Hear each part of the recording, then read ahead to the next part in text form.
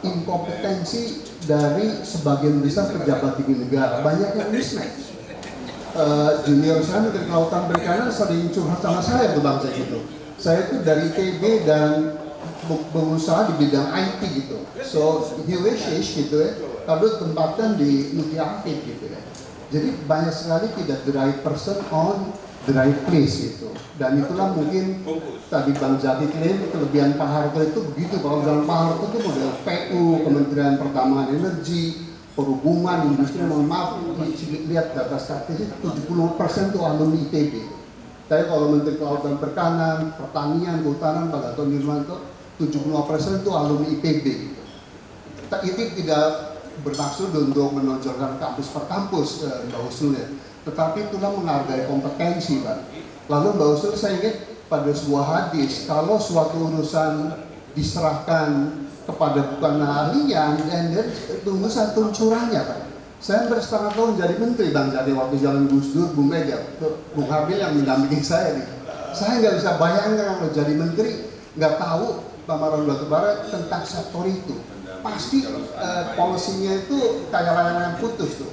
Begitulah kira-kira. Jadi itu penyebab pertama, menurut saya mistik dari Pak Prabowo dengan segala macam hormat itu banyak misprises gitu ya.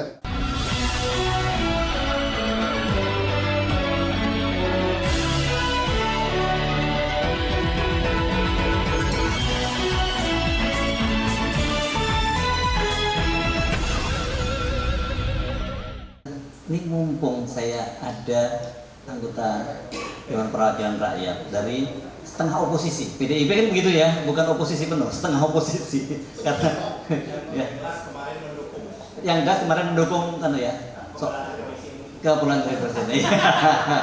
Coba mungkin Bapak bisa memberikan insight yang berbeda ya, karena saya tahu beliau ini selain beliau jadi seorang profesor, udah anggota dewan, dan jelas ya beliau ini berangkat dari rakyat kecil ya, dari nelayan, anak nelayan yang sekarang jadi bisa mobilitas vertikal jadi seorang profesor dan seorang elit politik di Indonesia. Silakan Prof.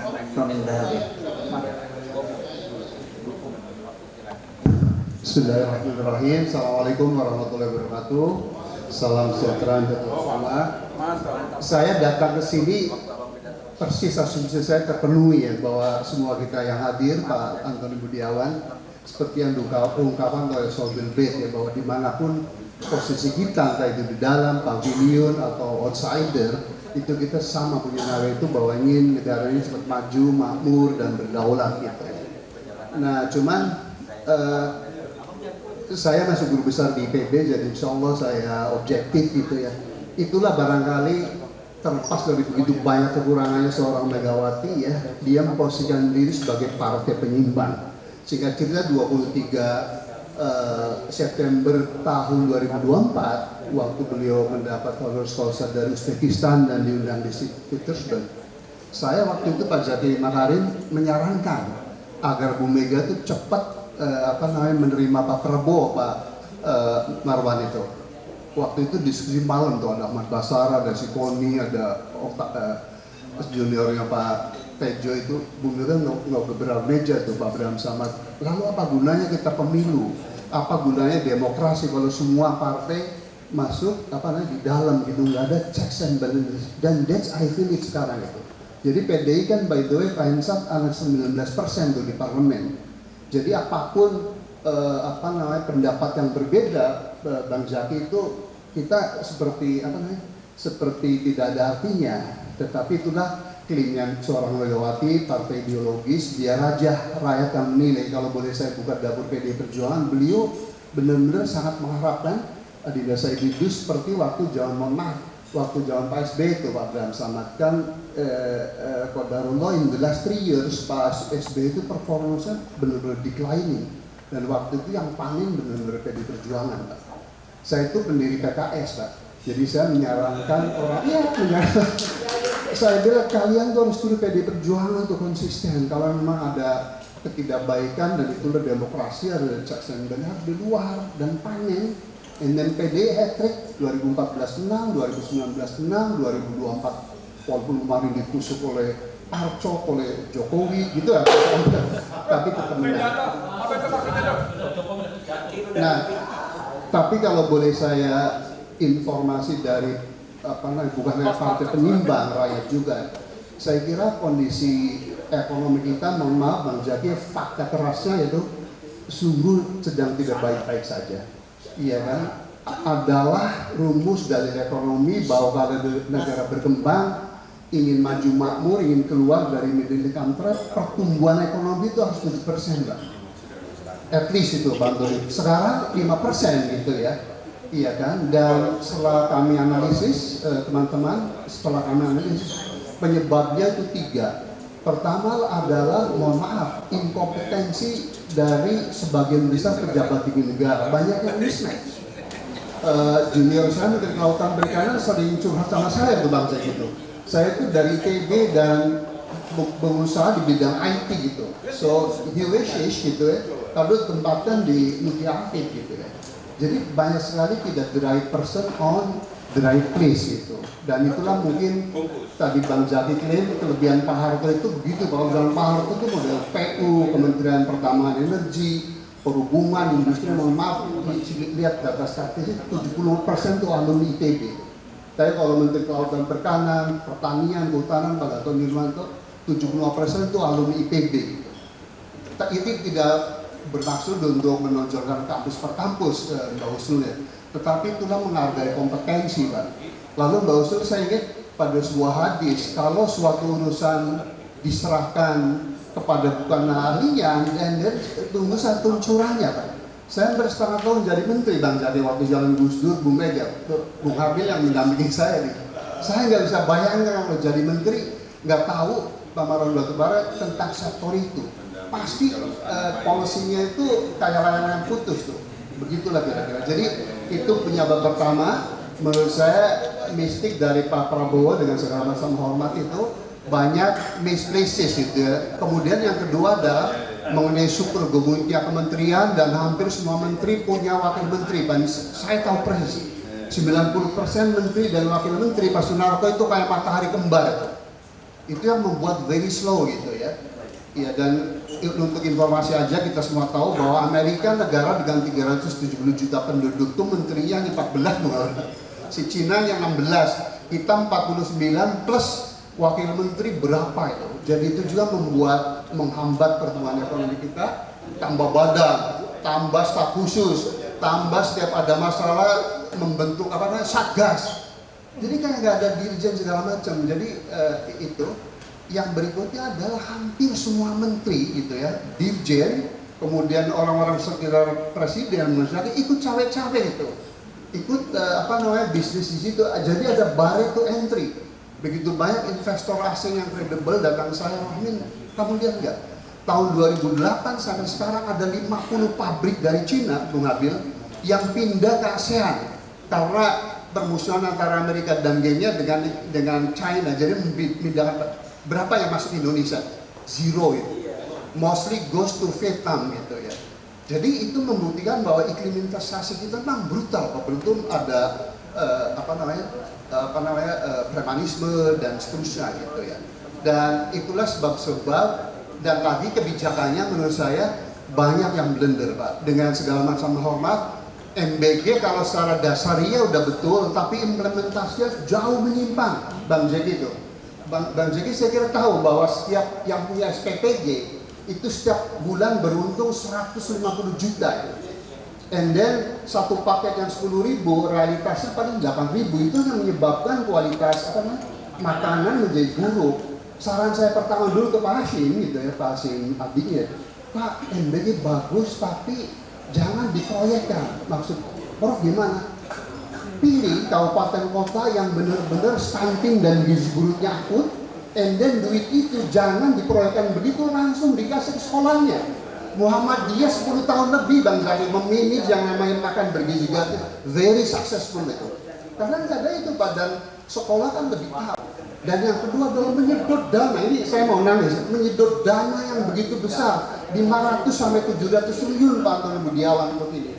Padahal the core problem of our nation sekarang adalah unemployment, Bang.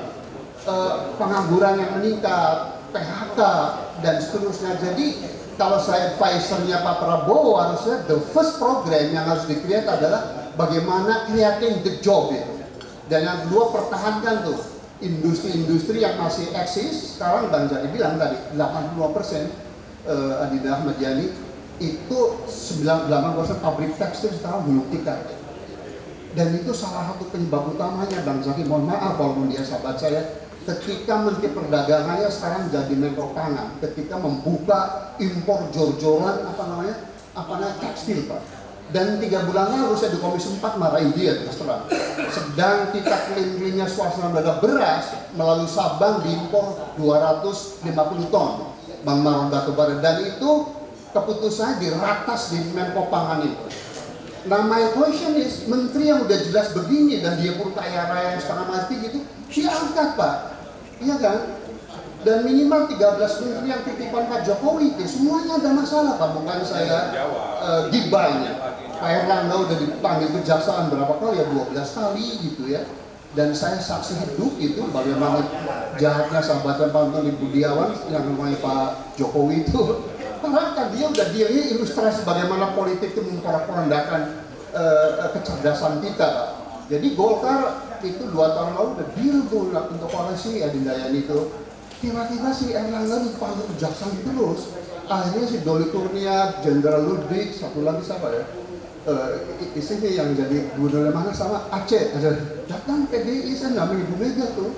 Ini, tapi kalau ini wartawan jangan ini ya, bukan saya takut, tapi kan perlu etika. Cuman ini supaya saya membedah betapa runyamnya masalah kita. Waktu itu Doli dan Pak Ludwig Adira Said ngomong kalau Ibu Mega bisa melepaskan ketua umum kami dari jerat Kejaksaan Agung, Golkar tetap Pak. Kan ini brutal sekali Pak, jelek sekali, sangat biadab negara kita Pak.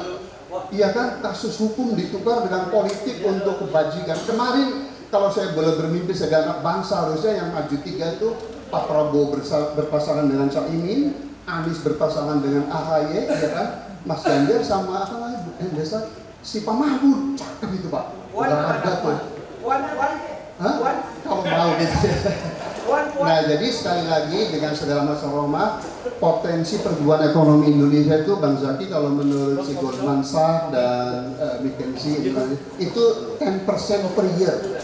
Jadi kalau kita tumbuh jangka Jokowi yang rata-rata 4,9%, Pak Gatot Nurmantio, Pak Tejo ya sekarang hanya 5%, must be question mark to why gitu.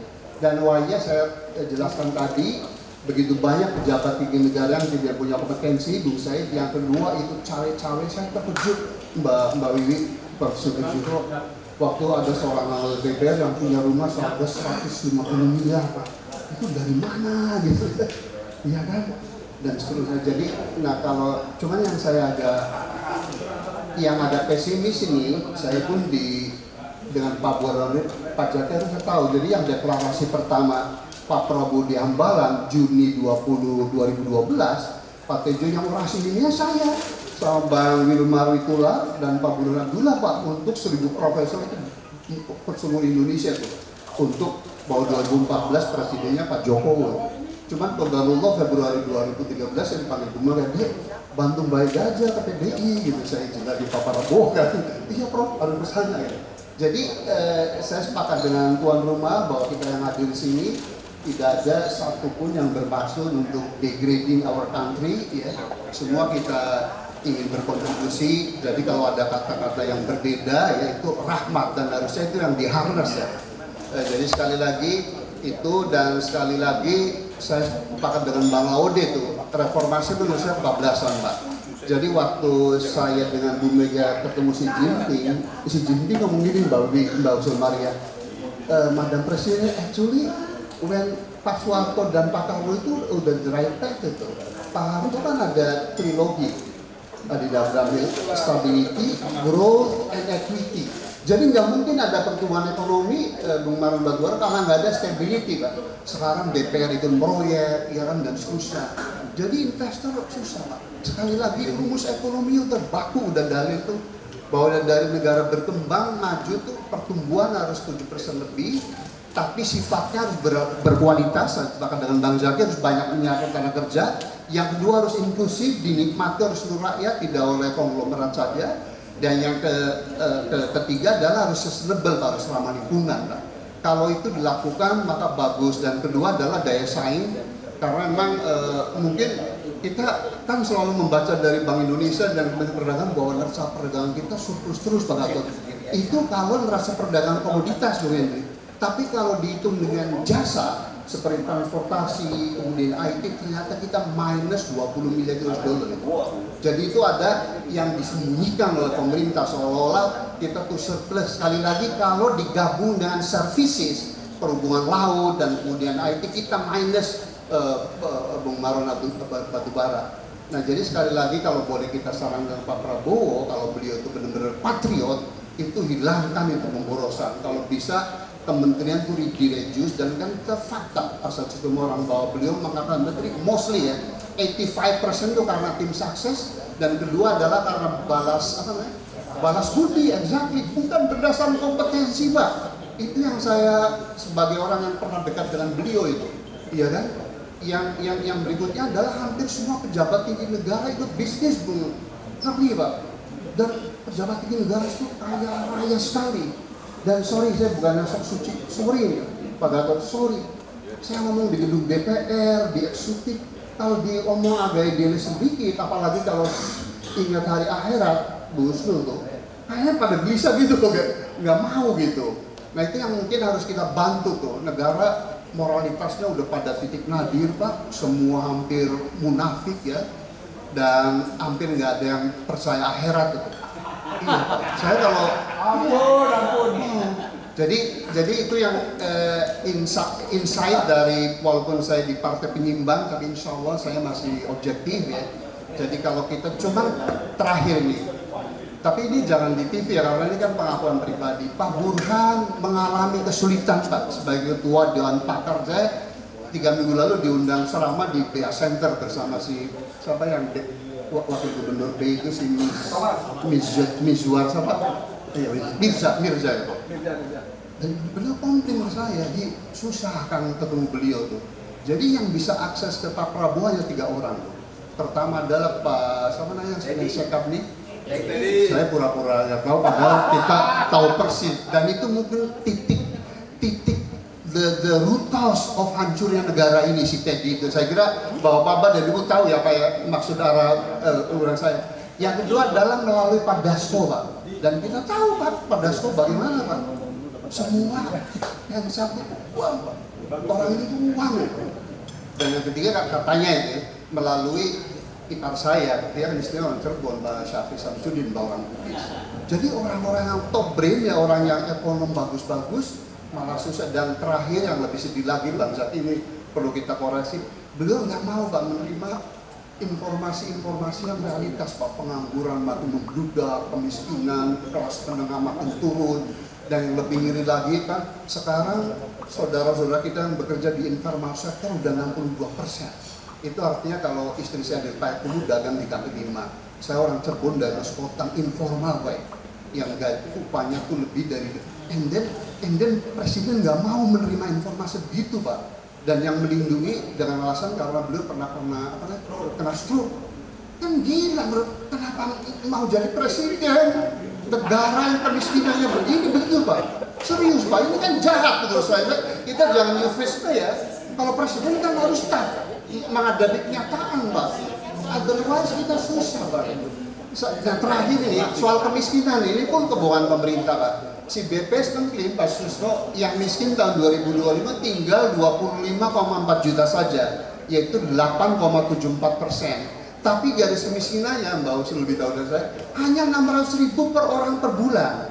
Padahal definisi garis kemiskinan Bang Maron Batuara adalah sejumlah uang yang cukup bagi seorang Indonesia untuk memenuhi 5 basic needs-nya, yaitu pangan, sandang, rumah, kesehatan, dan pendidikan. Saya tanya di seluruh Indonesia kalau saya kuliah nih, kamu makan berapa Bang Saud itu? Makan 3.000 per makan tuh gak ada.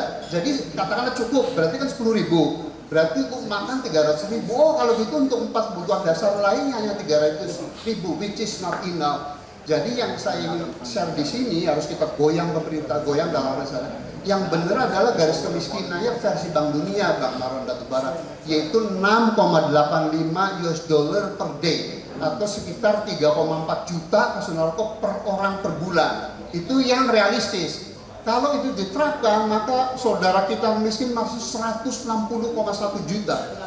172 juta, which is 60,2%. Itu realis kita. Dan Presiden nggak mau nerima, Pak. Jadi kalau kita mau jadi pahlawan, Bang Zaki, karena Bang Zaki yang ada di dalam gitu ya, Bang Laude hanya di pavilion, kita cari cara, Pak, bagaimana tuh. Dan saya demi Allah nggak tinggal diam, Pak. Saya yakinkan Ibu Titi kan ketua komisi kita, oh ya Prof, nanti saya cari waktu. Prof punya ekonomi ini, opini ini kan mengenai rencana pembangunan bangsa punya Mbak ya. Dalam 15 menit saya bisa paparkan beliau. Tapi ada saran belum ketemu.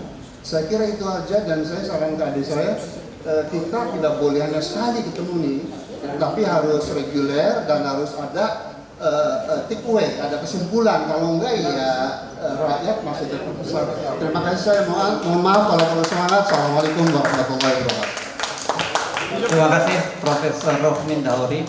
Tadi waktu saya nyimak Profesor Rohmin itu saya buka-buka, saya Google. Beliau dia DPR beneran nggak sih gitu? Kayak itu DPR nggak gitu ngomongnya. Hah? Ternyata ngomongnya ternyata masih bener-bener anggota DPR gitu ya. Ya? Apa? Nah itu dia mesti yang ngomong Anda nanti ya gitu. Ya. Sepakat nggak dengan saya tadi ya? Agak meragukan ya kualitasnya, statusnya sebagai anggota DPR ya? Kenapa? Ya? Oke. Ini senang kita kalau anggota DPR begini waras semua kita ya jadi. Ya, alhamdulillah kita kalau ada. Ya, apa?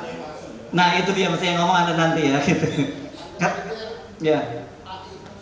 Sepakat nggak dengan saya tadi ya? Agak meragukan ya kualitasnya, statusnya sebagai anggota DPR ya? Kenapa? Ya? Oke. Ini senang kita kalau anggota DPR begini waras semua kita ya jadi.